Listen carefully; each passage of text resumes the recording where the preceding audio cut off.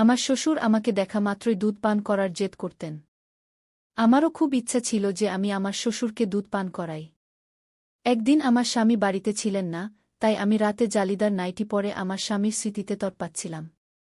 Hello বন্ধুরা, আমার নাম পূজা, আর আমার স্বামীর নাম অবিনাশ। তবে সবাই তাকে ভালোবেসে অমিত বলে ডাকে। আমরা চণ্ডীগড়ের বাসিন্দা। আজ আমি আমার জীবনের এমন একটি গল্প বলতে যাচ্ছি, যা শুনলে তোমাদের হুঁশ উড়ে যাবে।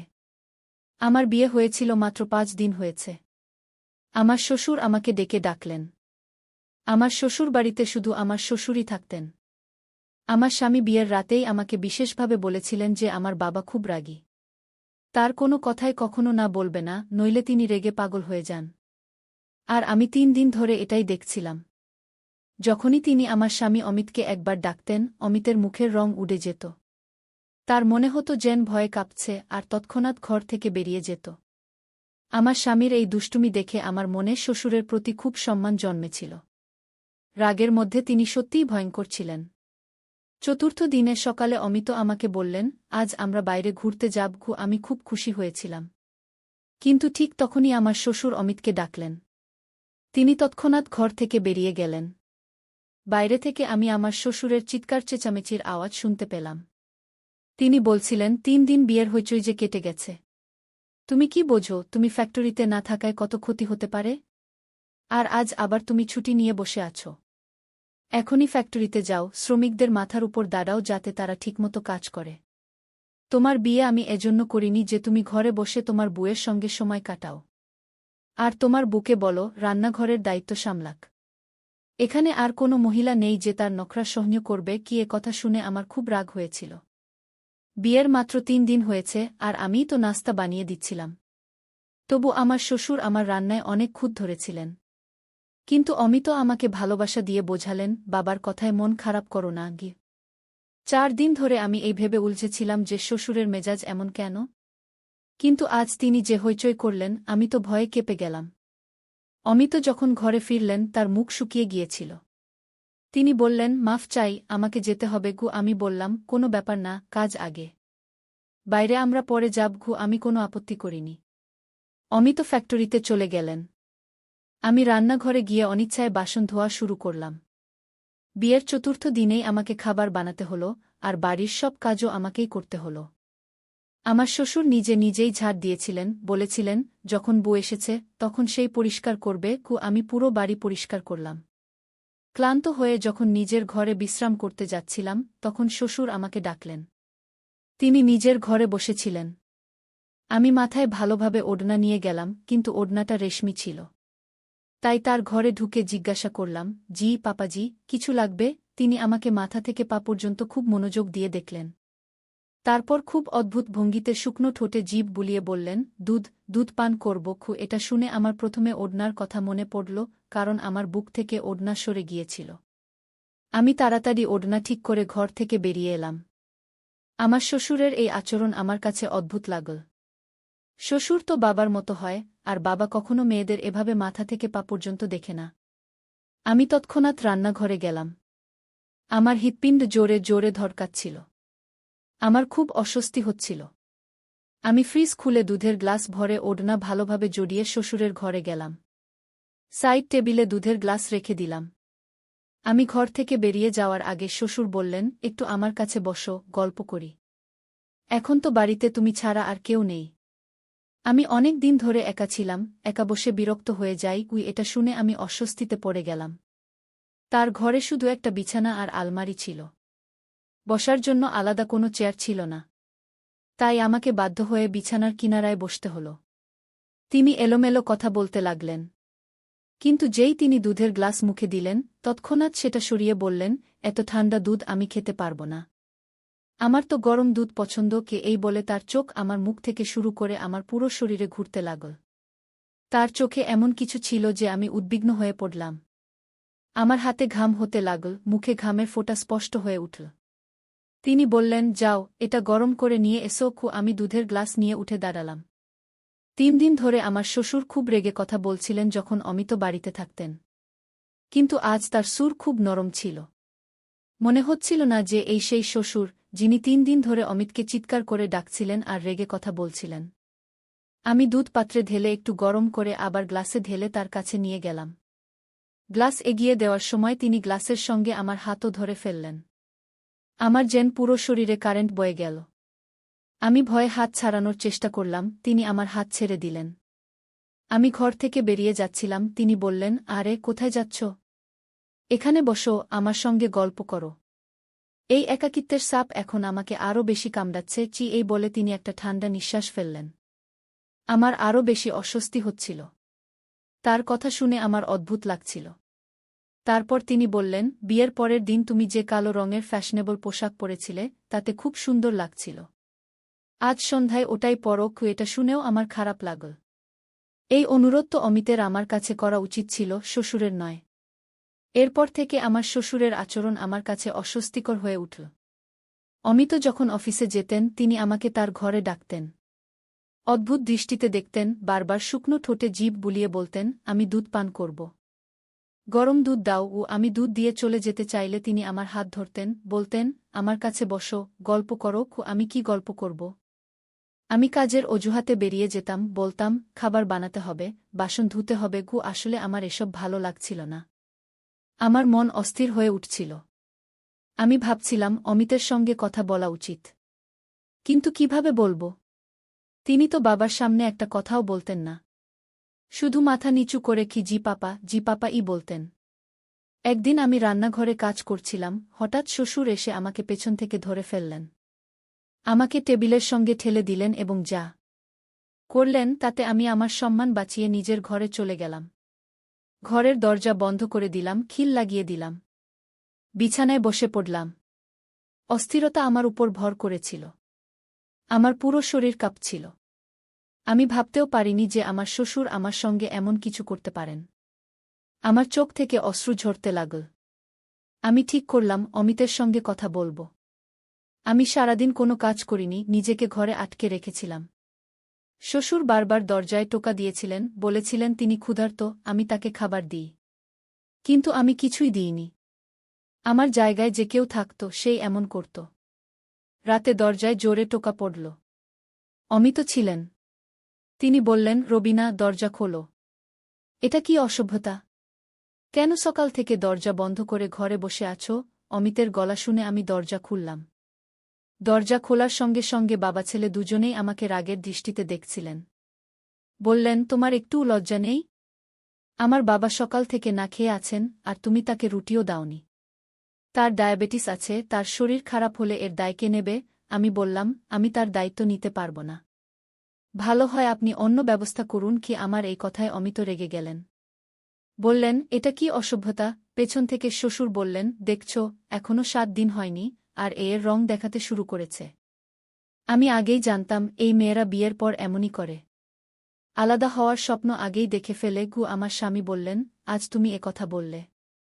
পূজা, আরেকবার বললে তালাকের কাগজ হাতে দেব। আমি তোমাকে ত্যাগ করব। এটা শুনে আমার মুখের রং উড়ে গেল। আমার বাবার 7 মেয়ে, তিনি গরিব মানুষ। অনেক কষ্টে দেনমোহর জোগাড় করে একে একে মেয়েদের বিয়ে দিচ্ছিলেন। আমার মা আমাকে বিদায়ের সময় বলেছিলেন, কখনো ঝগড়া করে বাড়ি ফিরে আসিস না। স্বামী আর শ্বশুরের সব কথা মানিস, নিজের সংসার গড়ার চেষ্টা করিস। কিন্তু আমার শ্বশুর যা চাইছিলেন তা আমি করতে পারতাম না। তার আচরণ আর অকারণে অপমান দিন দিন বাড়ছিল। তখন অমিত এত রেগেছিলেন যে আমি যদি কিছু বলতাম তিনি আমাকেই মিথ্যাবাদী বলতেন। আমি কোনো উত্তর দিলাম না। চুপচাপ বিছানায় বসে পড়লাম। আমার শ্বশুর বললেন, অমিত, এটাকে শেষবার বোঝাও। এর মাথা ঠিক করো। নইলে আমি এর মায়ের সঙ্গে কথা বলবো, এর বাবাকে বলবো, তোমার মেয়েকে সামলাও। এই বলে তিনি রেগে চলে গেলেন। আমি শ্বশুরের দিকে রাগের দৃষ্টিতে তাকালাম। অমিত বললেন, তোমার সমস্যা কি? তোমার মাথায় কি 10 জনের দায়িত্ব আছে যে তুমি সামলাতে পারছ না? আমার তো একটাই বাবা মা নেই, ভাইবোন নেই। এমন সংসার পেলে মেয়েরা তো চায় যেখানে কোনো দায়িত্ব নেই। আমি বললাম, কাশ আমার শাশুড়ি দেবরনদ থাকত, তাহলে আমি যে অবস্থার মধ্যে দিয়ে যাচ্ছি তা হতো না।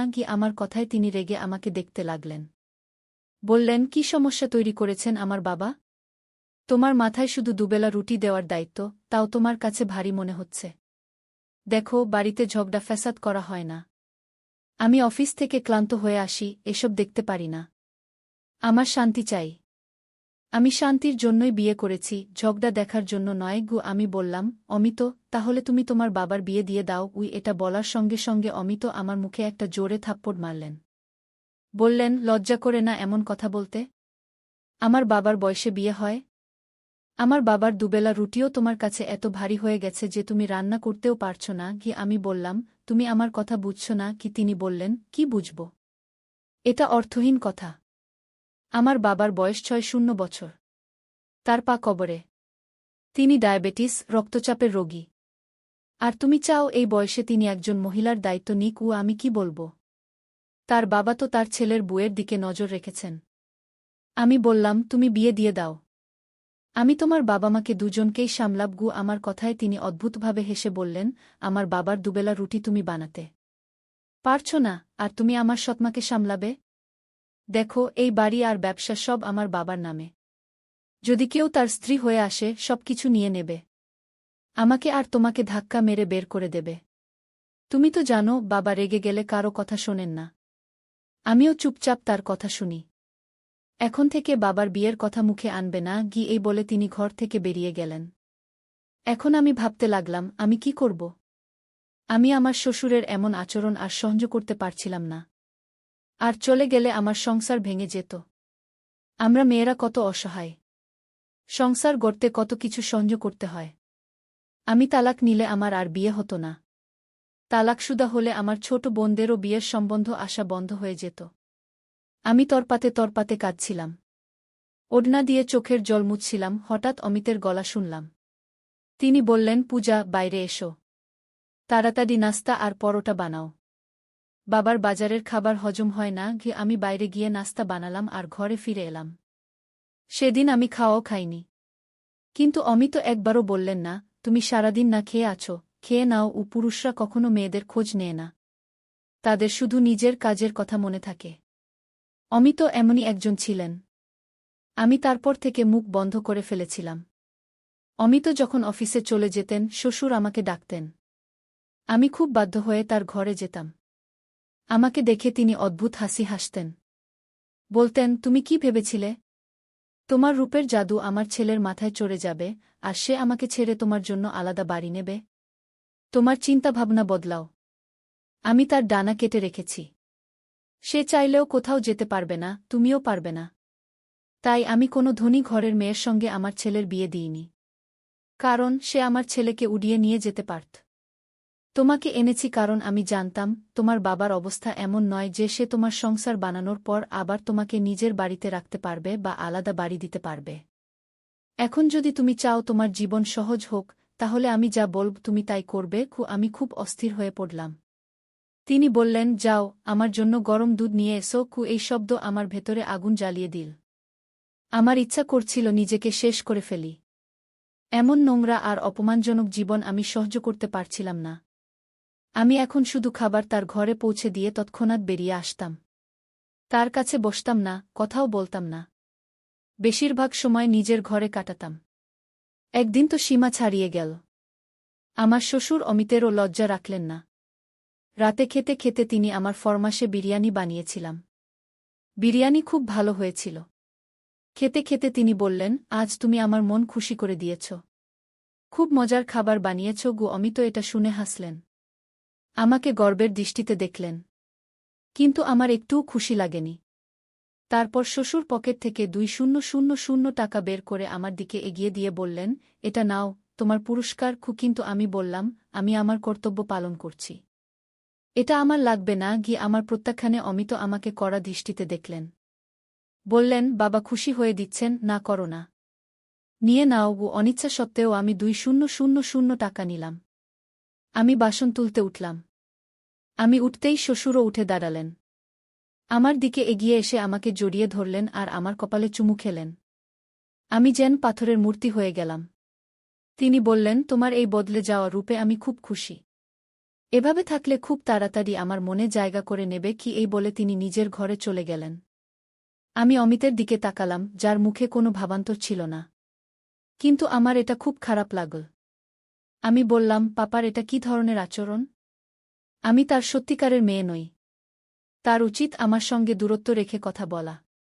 তার কি অধিকার আছে আমাকে বুকে জড়িয়ে নেওয়ার? ঈশ্বরও তো বলেছেন একটা বয়সের পর বাবা মেয়ের মধ্যেও দূরত্ব রাখতে হয়। আমার কথায় অমিত ভীষণ রেগে গেলেন। বললেন, তুমি এত ছোট মনের হতে পারো আমি ভাবিনি। আমার বাবা তোমাকে মেয়ে মনে করেন। তিনি তোমাকে একটু ছুঁয়েছেন, তোমার মাথায় হাত দিয়েছেন। তুমি অদ্ভুত মেয়ে। বাবার মনে জায়গা করার বদলে তুমি সবকিছুতে আপত্তি করো। তিনি নিচু স্বরে আমাকে কড়া দৃষ্টিতে বললেন, শুক্রিয়া করো যে বাবা এই কথাগুলো শোনেননি। নইলে বড় সমস্যা হয়ে যেতই। তিনি আমাকে শেষবারের মতো সাবধান করে বললেন, পূজা, বাবার সঙ্গে তোমার আচরণ ঠিক করো। আমি কাঁদতে লাগলাম। বললাম, অমিত, আমার সহ্যের সীমা শেষ হয়ে গেছে। আমাকে বিষ এনে দাও, নইলে তোমার বাবার বিয়ে দিয়ে দাও। এই বলে আমি ঘরে চলে গেলাম। কিছুক্ষণ পর দরজার বেল বাজল। তারপর হইচইয়ের শব্দ শুনলাম। আমি ঘর থেকে বেরিয়ে দেখলাম আমার এক দেবরও আছে। সে সৌদি আরবে পড়াশোনা করতে গিয়েছিল এবং তার স্ত্রী জয়ার সঙ্গে ফিরে এসেছে। সে সেখানেই বিয়ে করেছিল। আমার শ্বশুর তার বিয়েতে রেগেছিলেন, তাই তাকে বাড়িতে আসতে দেওয়া হয়নি। আমরা জানতামই না যে অমিতের একটা ভাই আছে। আমি তাদের দুজনকে দেখে অবাক হয়ে গেলাম। শ্বশুর তখনও রেগে দাঁড়িয়েছিলেন। বললেন, তোর ইচ্ছেম তো বিয়ে করেছিস, তাহলে এখানে ফিরে এলি কেন? ওখানেই থাকতি। দেবর হাত জোট করে মাফ চাইল। অমিত বললেন, বাবা, রাগ ছাড়ুন। যা হওয়ার হয়ে গেছে। কমলেশকে জড়িয়ে ধরুন। যাই হোক, এখন আমার দেবরানীও এসে গেছে। খুব সুন্দরী, সরুপাতলা একটি মেয়ে। আমি শুক্রিয়া করলাম যে এখন বাড়িতে আমি একা নই। জয়া খুব হাসি খুশি এবং মিশুকে মেয়ে ছিল। আমার সঙ্গে খুব মিশে গেল। কমলেশ অমিতের সঙ্গে ফ্যাক্টরিতে যেতে লাগল। আমার শ্বশুরের মনোযোগ আমার থেকে সরে এখন জয়ার দিকে চলে গেল। এক রাতে খেতে খেতে তিনি বললেন, এখন থেকে আমার সব কাজ ছোট বউ করবে। জয়াও খুশি মনে রাজি হল। বলল, ঠিক আছে পাপা, আপনার যা লাগবে আমাকে বলবেন। কমলেশও এটা শুনে হাসল। কিন্তু কয়েকদিন পর একদিন জয়া শ্বশুরের ঘর থেকে বেরিয়ে এল খুব অস্থির অবস্থায়। বারবার তার মুখের ঘাম মুছছিল। আমি বুঝতে পারছিলাম সে কি কষ্টের মধ্যে দিয়ে যাচ্ছে। সে রান্নাঘরে গিয়ে চুপচাপ বাসন ধুতে লাগল। আমি জিজ্ঞাসা করলাম, কি হয়েছে? সে বলল, পাপার অভ্যাস আমার কাছে খুব অদ্ভুত লাগে। অদ্ভুত দৃষ্টিতে দেখেন। কখনো হাত ধরে ফেলেন, কখনো হঠাৎ জড়িয়ে ধরেন। কখনো এমন কথা বলেন যে শুনে আমার কানের লতি লাল হয়ে যায়। আমি কমলেশের সঙ্গে কথা বলবো। সে বলেছিল তার বাবা খুব ভালো। কিন্তু তিনি তো সুযোগ পেলেই আমাকে কাছে টানার চেষ্টা করেন। আমার এসব ভালো লাগে না। আমি বললাম, এই দুই ভাই কখনো তাদের বাবার কথার বিরুদ্ধে যায় না। আমিও এই কষ্টের মধ্যে দিয়ে গেছি। কিন্তু অমিত আমার কথা কখনো শোনেননি। সে বলল, আমি কিন্তু কমলেশের সঙ্গে স্পষ্ট কথা বলবো।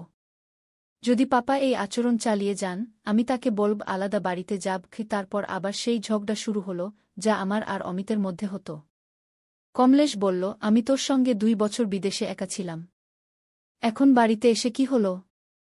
4 দিন বাবাকে রুটি বানিয়ে দিতে হলো, আর তুই নতুন নাটক শুরু করলি। জয়া তালাক চাইতে শুরু করল। সেই রাতে অমিত যখন ঘরে এলেন তিনি খুব চুপচাপ ছিলেন। আমি বললাম, অমিত, এখনো কি বলবে আমি ভুল ছিলাম? আমার যে অভিযোগ ছিল, আজ জয়ারও সেই অভিযোগ। এর মানে পাপা কোথাও না কোথাও ভুল করছেন। আমি তোমাকে সত্যি বলছি, তার একজন স্ত্রী দরকার। তার বয়স 6-0 হলেও। তোমার উচিত ছিল মায়ের মৃত্যুর কয়েক বছর পর তার বিয়ে দিয়ে দেওয়া, তাহলে তিনি আমাদের সত্যিই মেয়ে মনে করতেন। আমার কথা এবার অমিতের মাথায় ঢুকল। তিনি একবার বাবার সঙ্গে দ্বিতীয় বিয়ের কথা বললেন। প্রথমে শ্বশুর রেগে গেলেন। বললেন, এই বয়সে আমি বিয়ে করব? তোদের মাথা খারাপ হয়েছে। অমিত বললেন, একজন বিধবা মহিলা আছেন। তুমি যদি তার সঙ্গে বিয়ে করো, এতে কোনো ক্ষতি নেই। তিনি 4-0-5-0 বছরের ভাইদের উপর নির্ভর করে কষ্টে জীবন কাটাচ্ছেন। প্রথমে শ্বশুর নাটক করলেন, কিন্তু 2-4 দিন পর নিজেই বললেন, ঠিক আছে, আমি ওর সঙ্গে বিয়ে করব। কিছুদিনের মধ্যেই আমার শ্বশুরের বিয়ে হয়ে গেল। এর ফলে বাড়ির পরিবেশ অনেকটা ভালো হয়ে গেল। অমিত নিজেই আমাকে বললেন, তুমি ঠিক বলেছিলে। বাবার একজন স্ত্রী দরকার ছিল। আমার নতুন শাশুড়ি শ্বশুরের খুব যত্ন নিতেন। এখন শ্বশুর আমাদের দিকে অযথা তাকাতেন না। আমাদের সমাজে এটা খুব সাধারণ হয়ে গেছে যে বাবার বয়স বেশি হলে সন্তানরা তার দ্বিতীয় বিয়ে মেনে নিতে চায় না। আর এর ফলে নতুন বুদের এমন সমস্যার মুখোমুখি হতে হয়, যেমন আমি আর জয়াকে হতে হয়েছিল। বন্ধুরা, গল্পটি কেমন লাগল? মন্তব্য করে জানাও।